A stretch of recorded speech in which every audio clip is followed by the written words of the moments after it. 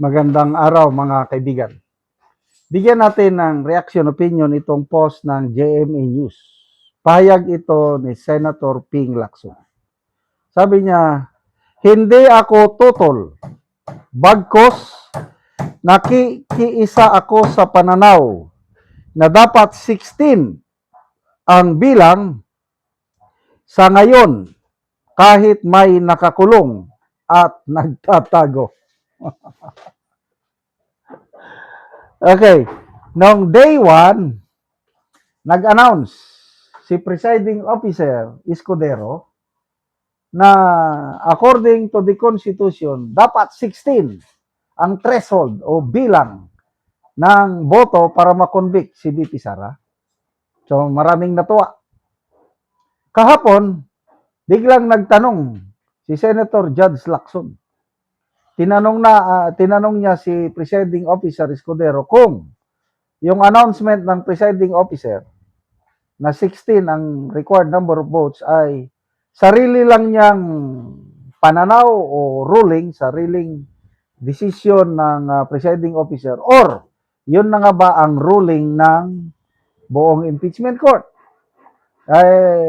Nilinaw ni Senator Escudero na kanya lang yun bilang Presiding Officer. Ibig sabihin, hindi pa yun final kasi kanya lang yun eh. Ang impeachment court is composed of 24 ba o 23, depende, o 21 lang yung actual. So kung personal lang na ruling yon ni Senator Escudero, ibig sabihin, pwede pa yung mabago. Pwedeng ang mangyari niyan, magbotohan ang impeachment court. Pwedeng i-motion. Somebody will move that the court will vote kung ilan ba talaga ang number of conviction votes. So magbotohan na. So ngayon, sinasabi ni Senator Lacson, nakikiisa siya na 16 ang dapat na number of conviction votes. So ano, ang tanong, naniniwala ba kayo kay Senator Lacson na ang gusto niya 16? Kasi yung iba, example, nagsalita na si Senator Gatchalian eh. Pababa, ang gusto niya. Nagsalita na si Senator Rapi Tulfo, pababa. And I believe karamihan sa majority dapat ibaba. So ngayon ba sina Lacson lang at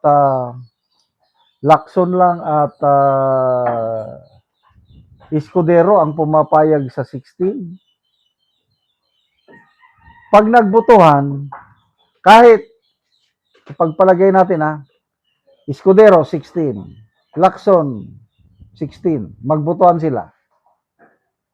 Talo pa rin ang grupo kasi ang minority block 8 na lang sila. 8 plus Soto and Escudero. 10 lang.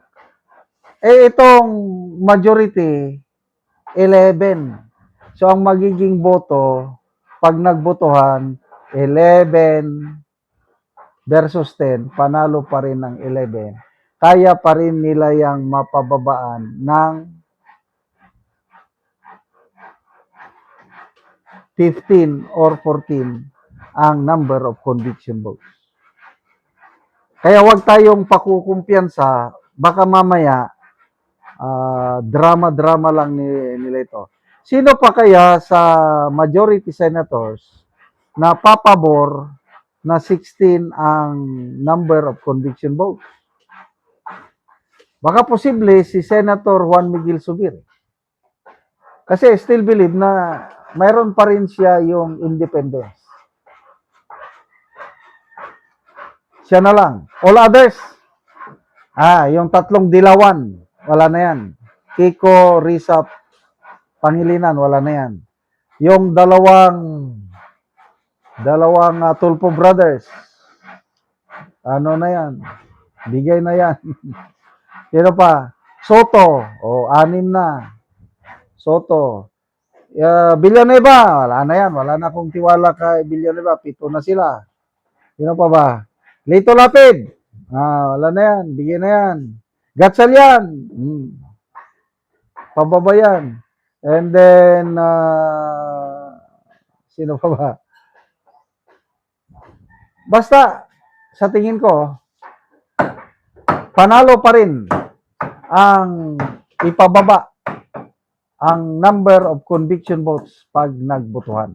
But anyway, let's just pray na sana totoo itong sinasabi ni Escudero, totoo ang sinasabi ni Lacson nga gusto nila ng 16. Kung makonvince nila si Senator Subiri na 16 din ang kanila, panalo na tayo. Kasi 8 ang minority plus 3, 11. So, safety na si BP Sara. But then, kung maipababa nila ng 14, mahirapan pa rin sila kasi nga, 13 lang sila. There's no way na makakakuha sila ng isang boto galing sa minority senators. Kasi itong 8 naiwan dyan, to me, solid rock na yan. Wala na yang iwanan. Tuloy-tuloy na yan ang laban para matulungan nila na mag-acquit si BP Sara sa impeachment trial na ito. So, meantime, panoorin natin, nagsimula na yung day 3 ng impeachment trial. So, magbibigay ako ng update sa inyo mamaya. Salamat mga kaibigan sa inyong pagsubaybay sa channel ito. Nakakatulong kayo ng malaki sa Tribong Talandig ng Bukidnon dahil ang income natin sa channel na ito is pantulong sa tribo. Namimigay tayo ng libreng yero at pako para makapagpatayo sila ng mas maayos na tirahan. Panoorin niyo ang video na ito. Na anak ko sa balay ni Saira Nalia nga taga Purok Dos Masimag Tagbak Talakag Bukidnon. So mao na ni ang itsura sa iyang balay. So mao na ni siya ang natabangan og yero. So mao na ni ang kadako sa buslot sa iyang balay. Makita gyud nato nga tungod kay gaulanan na kuan na gyud ang ilang balay. Nagabuk na ang mga haligi. So mao na ni ang ilang kahimtang.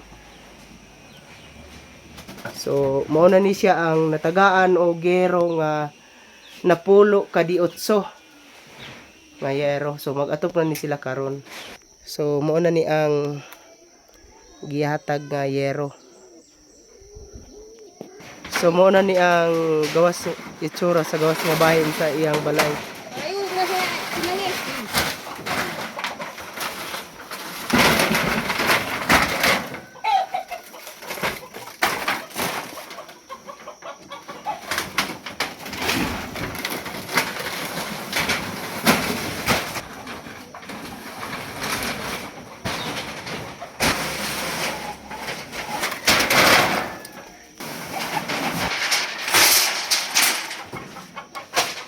Pandayo na po.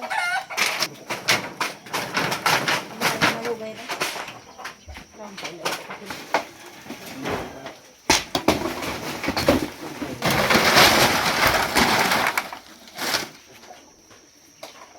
Isang gampun mo ang 20 tuig, 20. Ang pasisir kita lang. Mana ang kaya asisir mo? Ang kumain. Marino.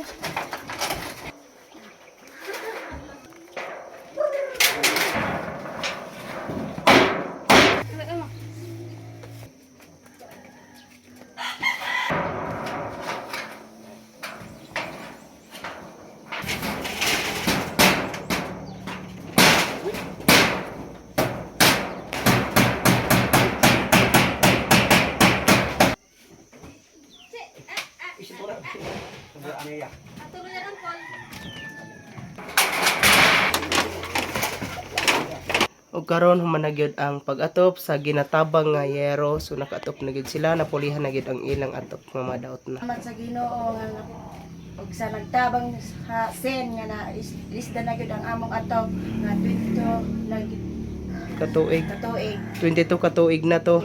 Oo. So pila ka buki mong anak? upat At so tanan na nag-eskwela. Tanan na. So salamat kaayo.